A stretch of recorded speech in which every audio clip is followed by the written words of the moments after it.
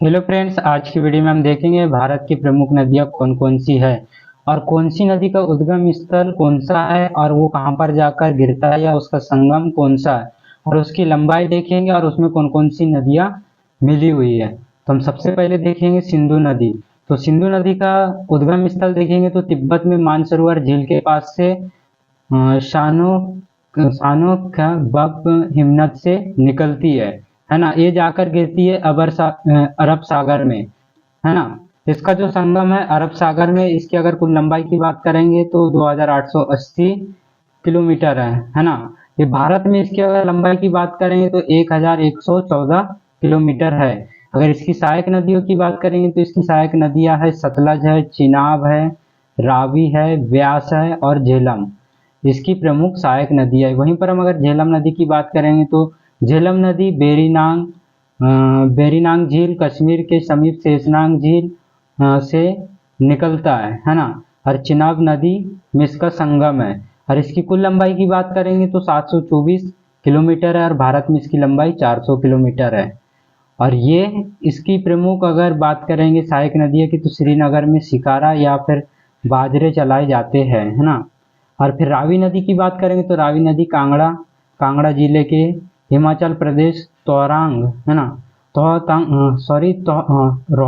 रोहतांग दर्रे के समीप चिनाब नदी में मिलता है ना। इसकी लंबाई की बात करेंगे तो 725 किलोमीटर है। यहाँ माधोपुर के पास मैदान में प्रवेश करती है। वहीं चिनाब नदी की बात करेंगे तो चिनाब नदी चंद्र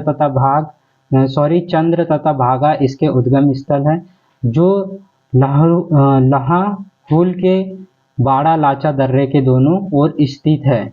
और ये जहाँ कहाँ जाकर मिलती है तो सिंधु नदी में जाकर मिलती है। इसकी टोटल लंबाई की बात करेंगे तो 1180 किलोमीटर है, वो भी भारत में, है ना। अगर इसकी सहायक नदी की बात करेंगे सिंधु नदी की तो यह सिंधु नदी की सबसे बड़ी जो चिनाब नदी है सिंधु नदी की सबसे बड़ी सहायक नदी है और यहाँ पीर पंजाल में गहरा कोर्ज बनाती है एवं अखनूर के निकट मैदान में प्रवेश करती है। फिर हम आगे देखेंगे व्यास नदी। व्यास नदी हिमाचल प्रदेश में रोहतांग दर्रे के समीप व्यास कुंड से 4330 मीटर की ऊंचाई पर 4330 मीटर की ऊंचाई पर, है ना, निकलती है और हरी के कपूरतला समीप सतलज नदी पर मिलती है। और इसकी टोटल लंबाई की बात करेंगे तो 470 किलोमीटर है। अगर इसकी सहायक नदियों की बात करेंगे तो कुल्लू घाटी से बहती हुई धौलाधर पर्वत को पार कर पंजाब के मैदान में पहुंचता है। और सतलज नदी की बात करेंगे तो सतलज नदी तिब्बत में मानसरोवर झील के समीप स्थित राकसताल ऊंचाई समुद्र तल से 4555 मीटर है।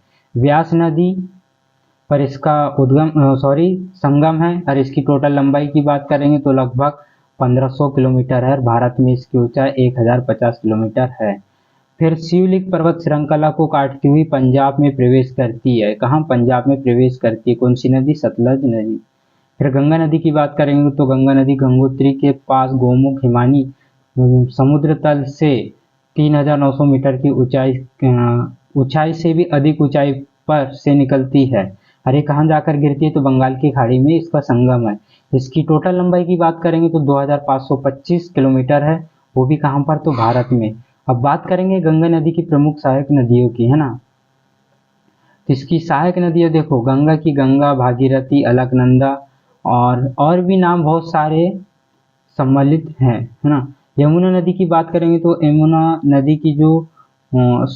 नदी का जो उद्गम स्थल है बंदरपूछ के पश्चिमी ढाल पर स्थित यमुनोत्री हिमानी ऊंचाई, है ना। अगर समुद्र तल से इसकी ऊंचाई की बात करेंगे तो 6316 मीटर से इसका उद्गम स्थल होता है। ये जाकर प्रयागराज इलाहाबाद में गंगा नदी से मिलती है और इसकी टोटल लंबाई की बात करेंगे तो 1375 मीटर है। इसकी सहायक नदियां है चंबल, बेतवा, जिसमें चंबल है, बेतवा, केन है ना।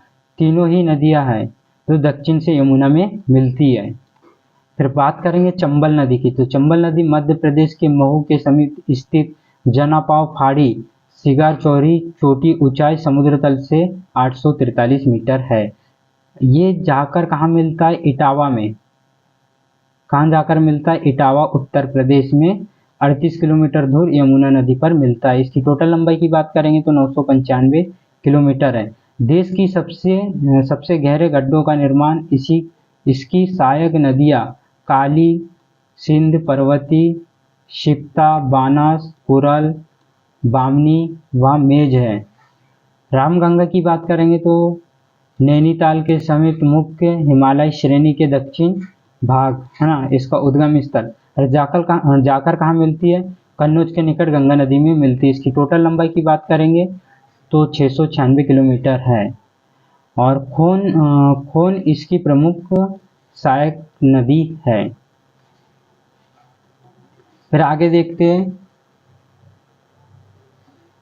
शारदा नदी की बात करेंगे तो कुमायूं हिमालय का मिलाम है ना, मिलाम हिमनद से इसका उद्गम स्थल होता है और बहराम घाट के समीप घाघरा नदी पर जाकर मिलती है। इसकी टोटल लंबाई है 602 किलोमीटर। इसकी सहायक नदी है शर्मा, लिसार, सरयू या पूर्वी रामगंगा चौकिया है।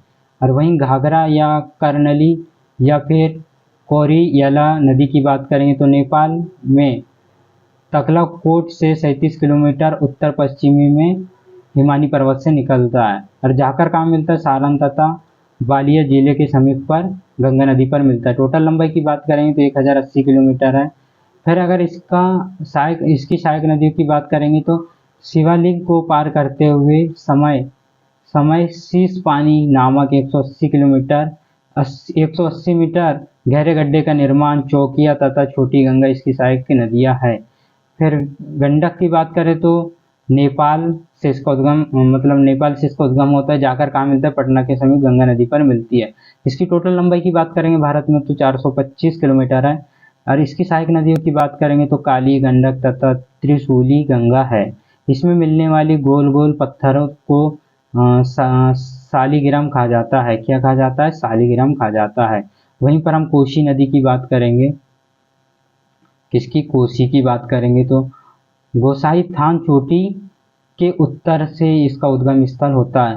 कारागोला के दक्षिण पश्चिमी में गंगा नदी पर जाकर मिलती है। इसकी टोटल लंबाई की बात करेंगे तो 730 किलोमीटर है। इसकी मुख्य धारा अरुण नदी तिब्बत में पंगचू है।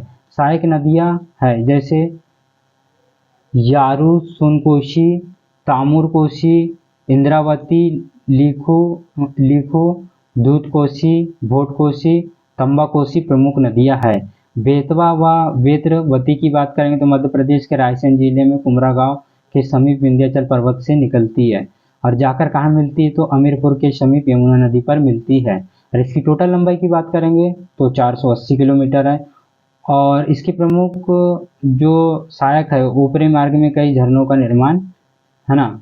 और सोन नदी की बात करेंगे तो सोन नदी कहाँ से निकलती? तो अमरकंटक की पहाड़ियाँ से। जाकर कहाँ मिलती है? पटना के समीप गंगा नदी में मिलती है। इसकी टोटल लंबाई की बात करेंगे तो 780 किलोमीटर है। और ये नर्मदा के समीप इसका उद्गम है ना। वहीं ब्रह्मपुत्र नदी की बात करेंगे तो ब्रह्मपुत्र नदी तिब्बत में मानसरोवर झील से 80 किलोमीटर की दूरी पर स्थित चेमयुंग डुंगु हिमानी ऊंचाई समुद्र तल से इसकी ऊंचाई 5150 मीटर है। और जाकर कहाँ मिलती है? तो बंगाल की खाड़ी में। इसकी टोटल लंबाई की बात करेंगे तो 2900 किलोमीटर है, जिसमें भारत में इसकी लंबाई 916 किलोमीटर है।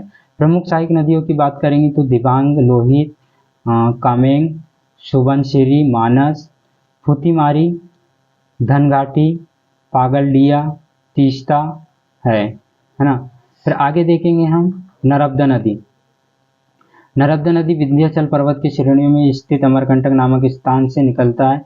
समुद्र तल से इसकी ऊंचाई लगभग 1057 मीटर है। और ये जाकर कहाँ गिरती नर्मदा नदी? तो खंबात की खाड़ी में। कहाँ पर? खंबात की खाड़ी में। और इसकी ऊंचाई की बात करेंगे तो 1312 किलोमीटर है। और ये जबलपुर में बेड़ाघाट के समीप कपिलधारा धुआंधार जलप्रपात का निर्माण करती है। डेल्टा के बजाय इस चुहारी बनाती है। यहाँ विभंग से घाटी से होकर बहती है। ताप्ती नदी की बात करेंगे तो ताप्ती नदी बैतूल जिले के मध्य प्रदेश के मुल्ताई ताप्ती नगर के पास 722 किलोमीटर की ऊंचाई से निकलती है। सूरत के निकट खंबत की खाड़ी में मिलती है। इसकी टोटल लंबाई की बात करेंगे तो 724 किलोमीटर है। डेल्टा के बजाय ये एस्चुआरी बनाती है पूर्णा प्रमुख सहायक नदी। इसकी प्रमुख सहायक नदी कौन सी है? तो पूर्णा है। फिर वहीं पर महानदी की बात करेंगे तो महानदी कहाँ से निकलती है? छत्तीसगढ़ के रायपुर जिले में शिवावा के समीप से निकलती है और जाकर कहाँ मिलती है? तो बंगाल की खाड़ी में। अगर इसकी टोटल लंबाई की बात करेंगे तो 815 किलोमीटर है और ब्रह्मणी तथा वेतरानी इसकी सहायक नदी है। वहीं क्षिप्रा की बात करेंगे तो क्षिप्रा इंदौर जिले के काकरी बारडी नामक पहाड़ी से निकलती है और जाकर कहाँ मिलती है? तो चंबल नदी पर मिलती है। इसकी टोटल लंबाई की बात करेंगे तो 560 किलोमीटर है। इसके किनारे उज्जैन का विख्यात महाकालेश्वर मंदिर स्थित है, जहाँ प्रति 12वें वर्ष कुंभ का मेला लगता है।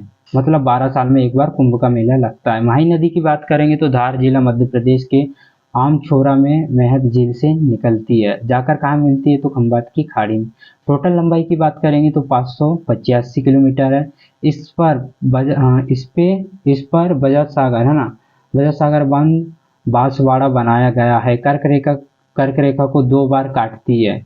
जो महानदी है कर्क रेखा को 2 बार काटती है। लूनी नदी की बात करेंगे तो ये अजमेर जिले में स्थित नांग पहाड़ अरावली पर्वत यह पुष्कर के समीप 2 धाराओं सरस्वती और सागरमती के रूप में उत्पन्न होती है ना, गोविंदगढ़ के निकट आपस में मिल जाती है। अरे जाकर कहाँ मिलती? कच्छ की रण में। इसकी लंबाई की बात करेंगे तो 320 किलोमीटर है।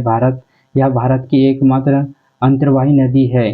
जोवाई, सुक्री एवं जोजारी इसकी प्रमुख सहायक नदियां हैं।